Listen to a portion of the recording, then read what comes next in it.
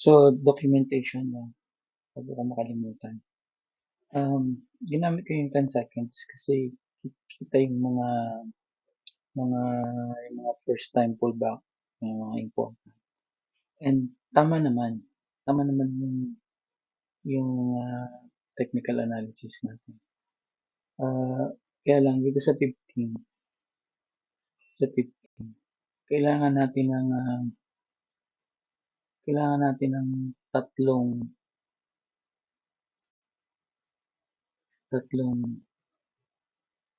parallel is let's say one is here, right? Yung pinakamataas mo yan, one is here, yan. And then second is here, right? Pataas. Ito yung second natin. And then yung third natin is this one, right here. Yan ang kailangan natin pag nag-technical analysis tayo. Para malaman natin kung saan to nag-umpisa, saan matatapos, kung saan naanggap. Right? So, yan yung kailangan natin sa ngayon, nagpunta ako ng subject 10 seconds. And ito,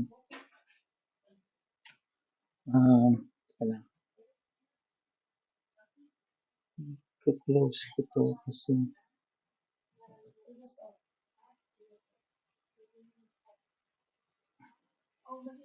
might come back up to oh my god, sandali lang pause ko muna. Ayan tayo magpunta. Nasira ako sa anyway. So, ito yung 10 seconds. Let's see. Dito. Unang-una, pwede mong hanapin mo yung high natin sa ito. Sabihin natin ito yung high natin. Ito yung resistance natin. Yun. Ito. Resistance. Yan. Yan. Oops.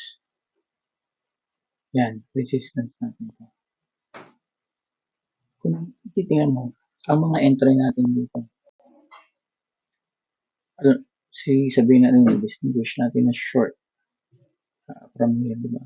Kasi pag minark natin dito, yung quick look lang, kung ano yung meron kong available na dito. Ang resistance natin dito is itong mga tono. Yan. Yan. Ang highest resistance mo. Yan. Divergence to. Yan. So, I hate this.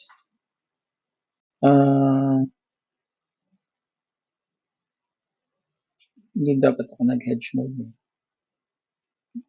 Kinancel ko yung hedge mode ko. Ngayon, bumabalik siya doon. So, nalugi na yung hedge mode na yun. Kasi, pag naka-hedge mode ka, hindi pumapasok doon sa isa yung pera mo. Pumapasok sa company. Kung in-exit mo yung hedge mode mo, sa company yung papasok. Hindi sa'yo. So, mawawala sa account. Ganun yun. Anyway. Yan yung mga entry mo ng short. Entry mo ng short. Starting dito. Saan? Right? So, pag pinaral mo yan, pag pinaral mo to, i-regression mo yan. Yan. Ito re-enter. Yan yung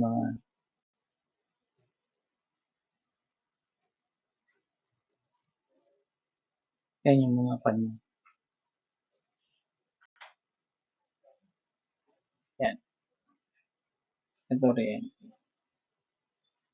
Hindi pa rin yung number. Diba? Ngayon, kung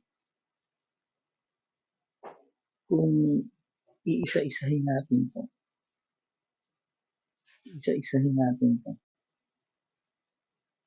mag-start tayo dito. Dito, i-start lang natin 'to, simple lang naman. 'Di ba ang gagawin mo lang is pa-parallel mo, and then kukunin mo yung support. And then itong pinakamababa hanggang dun sa support, parallel mo ulit. And then i-kuwan mo lang, i-isolate mo lang yung pre-market mo. Yan yung pre-market mo, right? Ito yung pre-market mo. Ito lang ang simpleng TA na ginawa mo dito.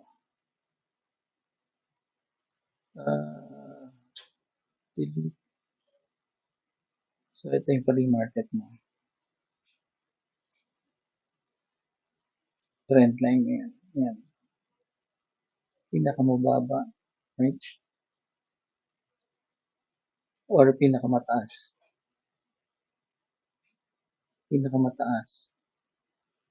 Saka pinakamababa. Yan dyan.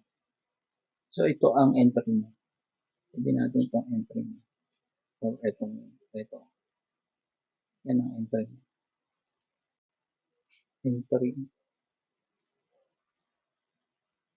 And then, ito ang stop loss mo. Kasi minsan, pwede tayong mag-divergence eh. So ito ang SL mo. SL.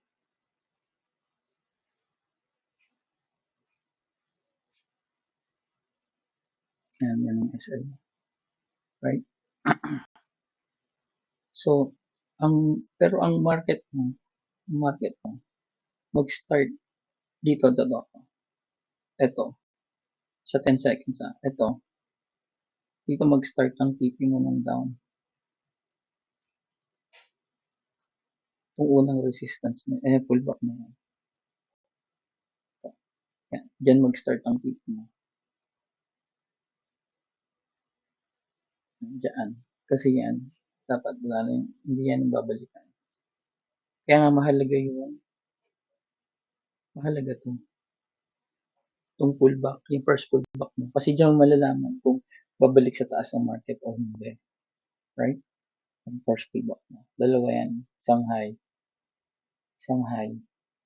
and then isang low. Ito yung low. First pullback. So ngayon, dito sa first pullback, malalaman natin na si market ay mag-downtrend kasi umabot na siya sa overbought pero hindi dito sa taas. And then na-break niya yung first pullback dito sa ilalim. Itong support nito. Na-break niya yung support. Kahit na meron ka pa dito mga support din yan. Yan. Na-break niya yung support. Ito yung last na support na ginagawa niya. Bali, ito, support din to. Ito yung last support mo. Ito yung last na support mo. Right? Sa uptrend, last support. So dito, may kita mo si market, downtrend. And then, nag-consolidate na naman siya dito. So ito na yung resistance mo ngayon. Ito na ngayon yung resistance mo, right? Yan na ngayon yung resistance mo. And then ito, pullback na naman to.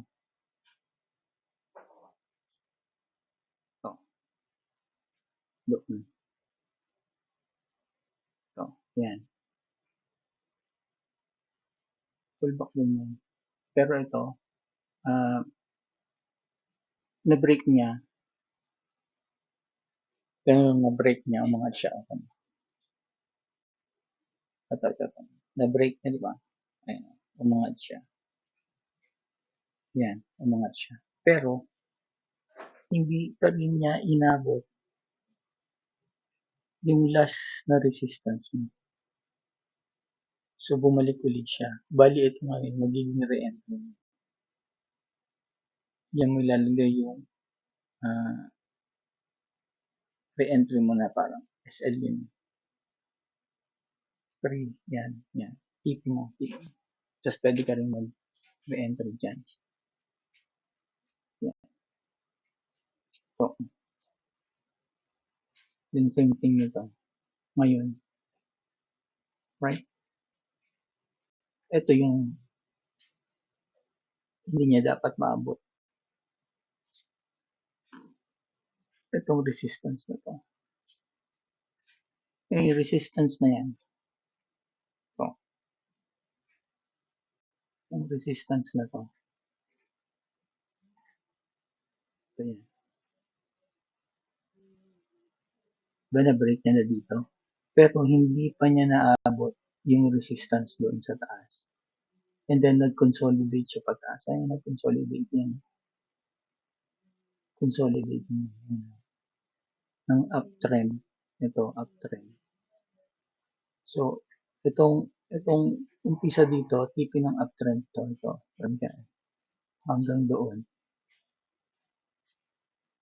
Tipi ng uptrend yan. Kaya lang, ito tayo eh. Short tayo eh. Pullback lang yan. Yan, pullback lang yan. Kasi hindi pa rin niya naabot yung last na resistance mo. Ngayon, malay mo may maabot yan. Ngayon, once na naabot niya yan, bababa yan. Yun ang magiging last tipi mo ng short. Dali. Saan ba yun? Ito na tayo. Ito. So, kunyari naabot to. Lagpasan niya yun. Babalik yan dyan. Pag bumalik yan dyan, ibalik niya na dito na yan. Right? So, pag umabot yan dyan, bumaba dito, dito ka magla-last tipi ng short. Pali ito yung last tipi ng short. So, yan. Last tipi mo ng short. In case na ma-break niya itong resistance mo. Last tipi, short. Last tipi ng support. So, yan. Last tipi ng short yan. Yan din ang entry mo ng entry mo ng So, kaya na nating basahin talaga ito. Kaya lang, paulit-ulit nyo lang gawin para hindi kayo malito. Kasi ako, pagkatapos ng isang araw, pag bumalik ako, nakakalimutan ko na. Hindi ko na alam gagawin ko.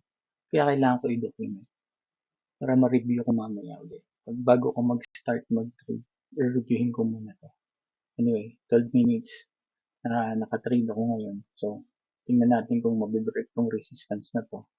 Once ma-break yan, hintay ako ng pullback. Yun na yung last ko. Saka hedge mode, hindi na ako gagamit ng stop loss na lang. Kasi, pag sinel mo yung hedge mode mo, tapos bumalik yung isa, lugi ka. 2 beses ka malulugi. Right? Kasi yung pinagbentahan mo ng hedge mode mo, pumunta sa company. Hindi dun sa fund mo. Yung loss na binenta mo sa company yung pupunta, hindi yung papasok, pabalik kahit na uptrend ka. Okay? Okay. Unless paras kang positive, kailangan mo maghintay. Saan na tayo? Dito na tayo.